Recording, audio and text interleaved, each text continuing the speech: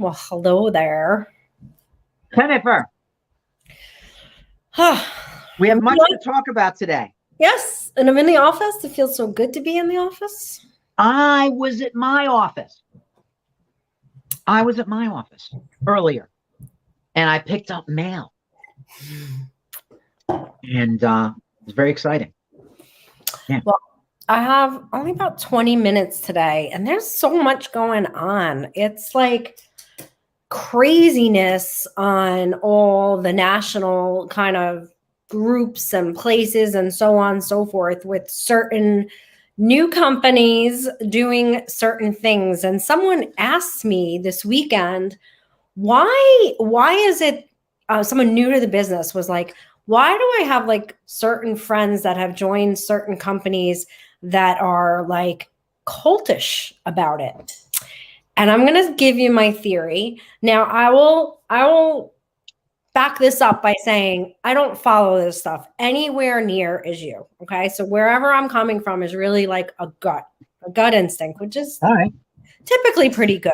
But here's my take. So you know my take on Zillow, right?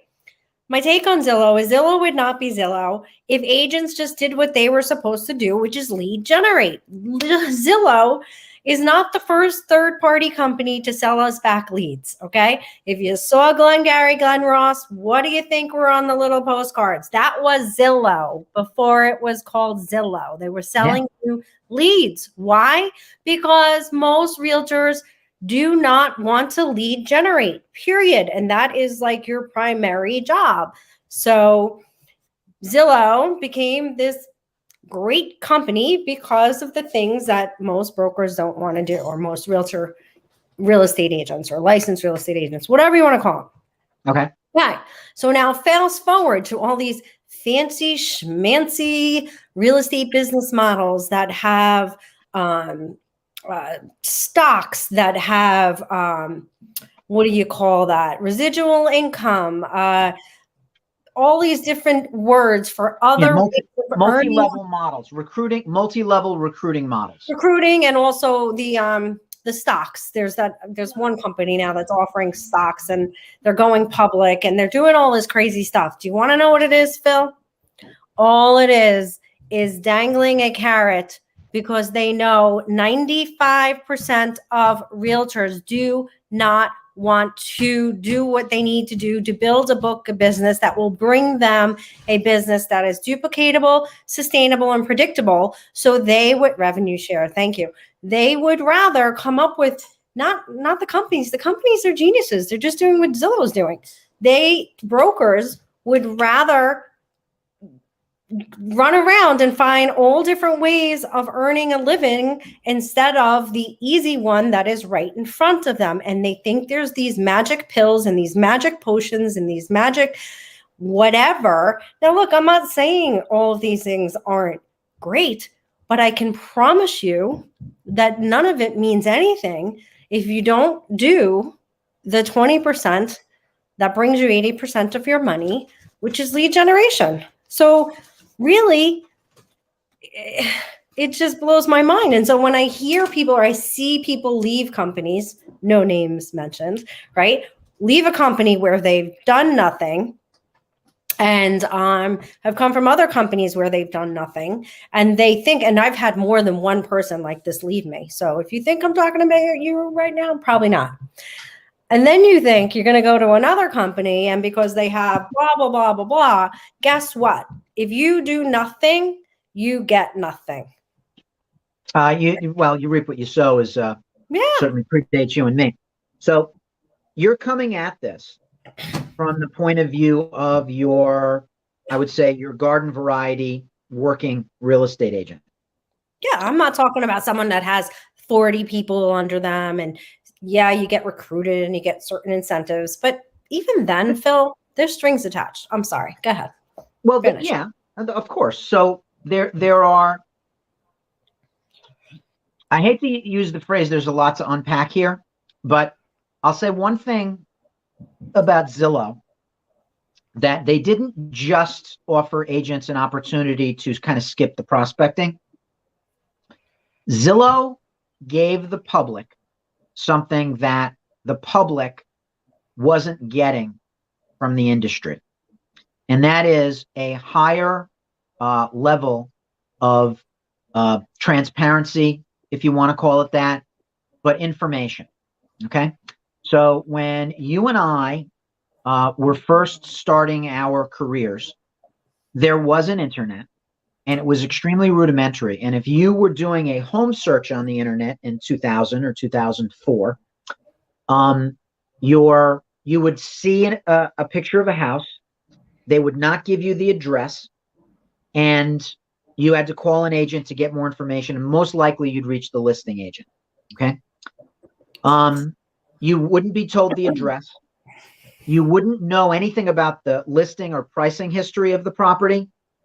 And Rich Barton, who's the CEO of Zillow, said this: when he was first booking vacations, he would call a travel agent, and he knew that the travel agent was at a terminal and they were giving him information, and he wanted to see what they saw on their terminal. He wanted to see what was on their screen.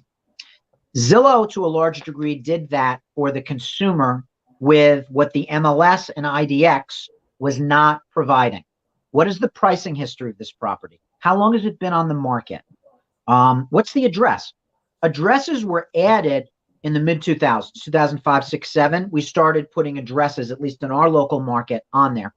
So Zillow had other data issues, but that pricing history, marketing history, a lot of other things were things that the public wanted that the industry was not giving them. And, private industry has a lot more agility than a trade organization, which everything dies by committee. So we're looking at it. I'd add the consumer's point of view. I'm going to say something about brokers, but I don't have to say it right now. The cult thing, I think, is a genius move on some of these companies' parts. I think it is a genius move. You might remember Inman did a most innovative contest, and I was a finalist on one of the contests for QR codes back when QR codes were a thing.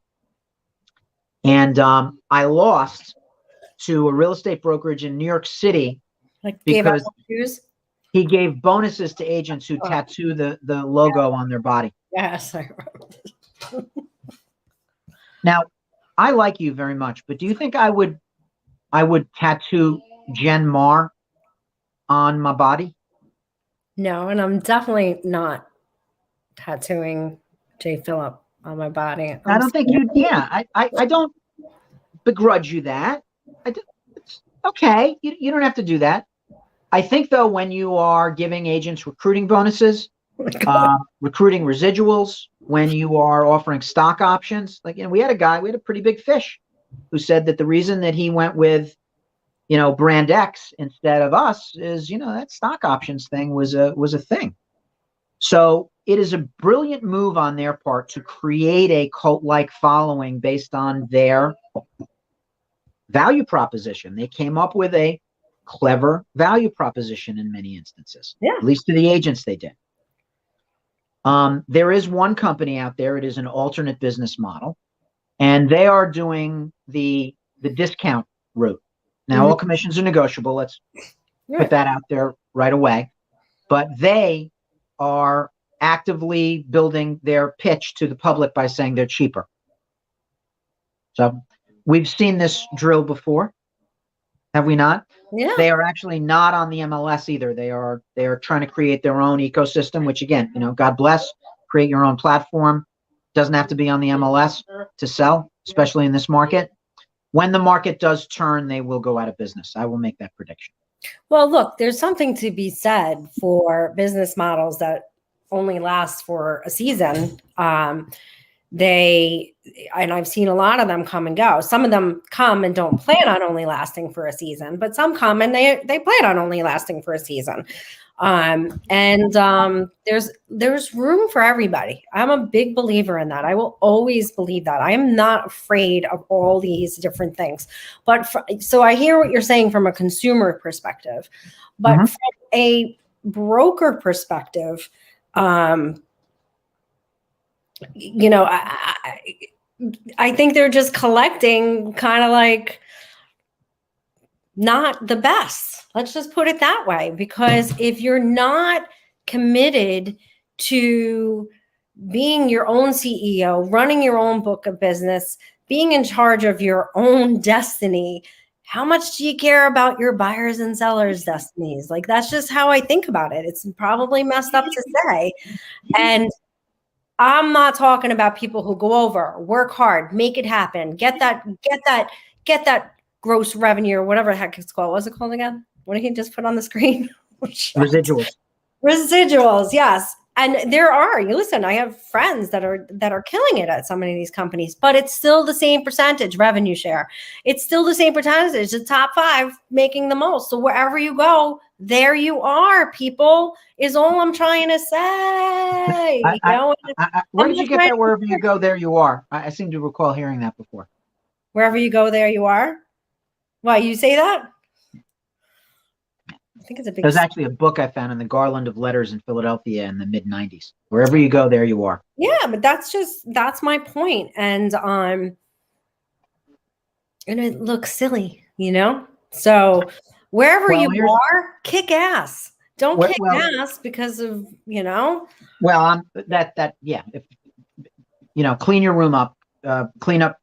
You can work in your own backyard. You don't need to change companies to make a change in your life. That's for sure. I'm going to disagree with you about them not attracting talent or not attracting the best. I think they are attracting the best. I think they are attracting high levels of talent. I think even in our own market, we're seeing very talented performers.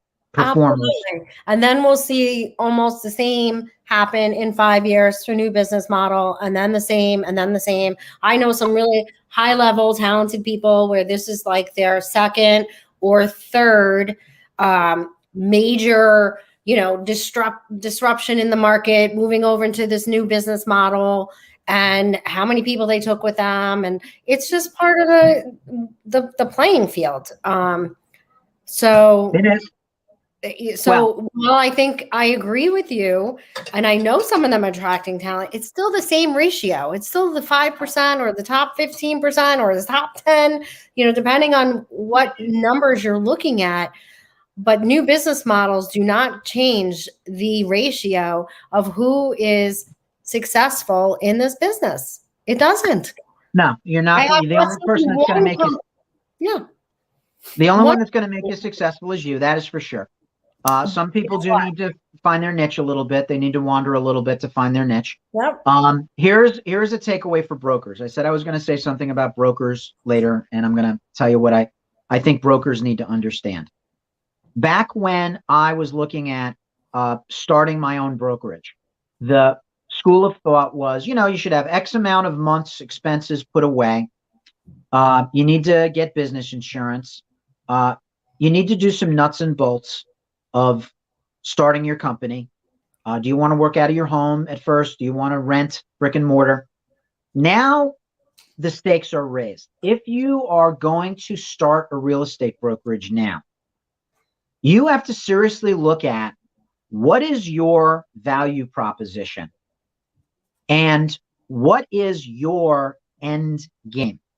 Is your end game going to be to scale it and then sell it? Is your end game going to be go public? Is your end game going to be stay small and then, you know, retire from it?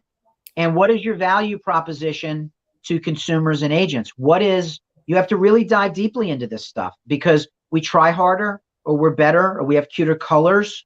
That's not going to be enough in this day and age. You have to have a value proposition that is compelling to the consumers you're soliciting and is compelling and attractive to the agents you seek to attract.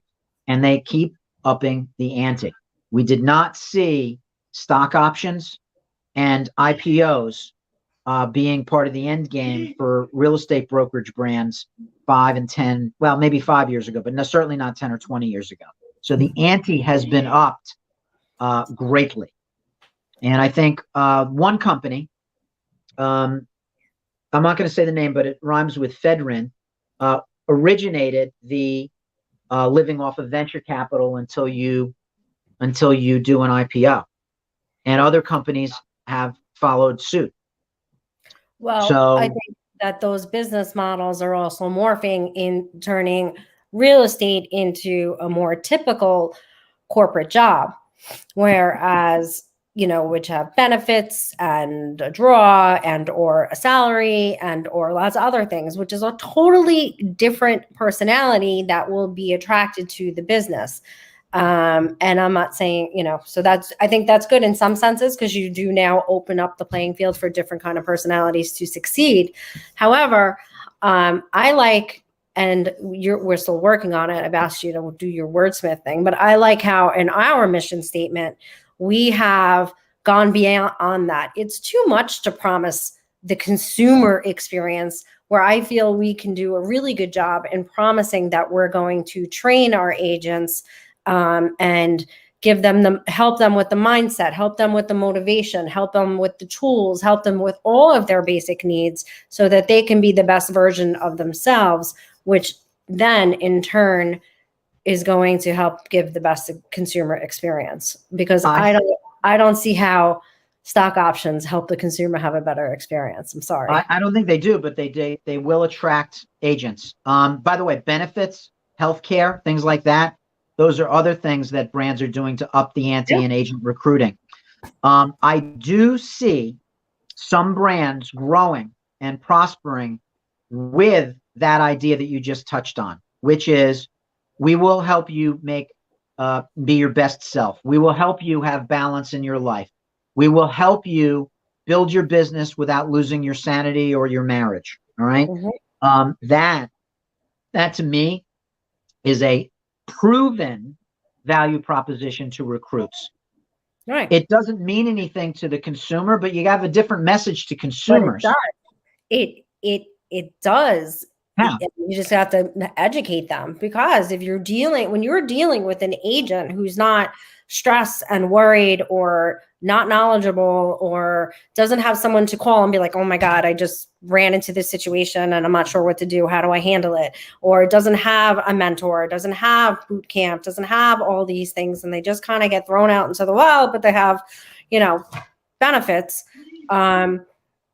If the consumer understands that education support is really, for an agent, is the best translation to a better consumer experience.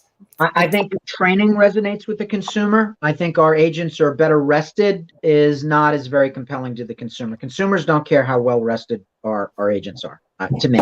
I don't think there. As a matter of fact, I saw a meme out there in a real estate group.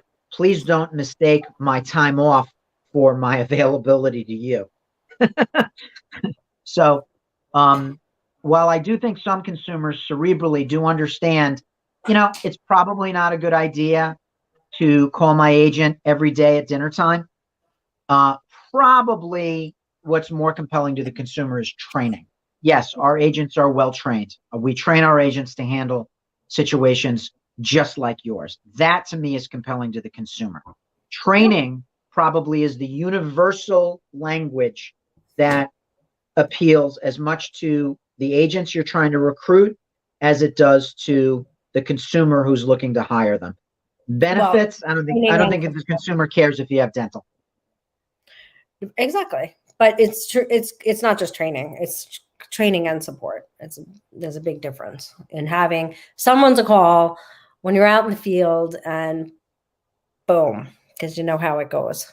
But I think that speaks to agents. I think if a consumer saw that in action, they would connect the dots. But people are in this, sort of what's in it for me kind of thing. So when I was looking, for example, at I can appreciate now what they go through at restaurants in the back, in the kitchen. I can appreciate now what a horse barn will do. Now that I take my son for his adaptive riding, I don't think I really cared about that stuff before. When I was going out to eat, I wanted to get fed. Hurry up, right? When I took my son to the barn, I wanted them to have a good experience. I didn't appreciate how they select their horses. I didn't appreciate how they train their horses and condition their horses. I didn't appreciate how they treat the barn. But I think now that I do.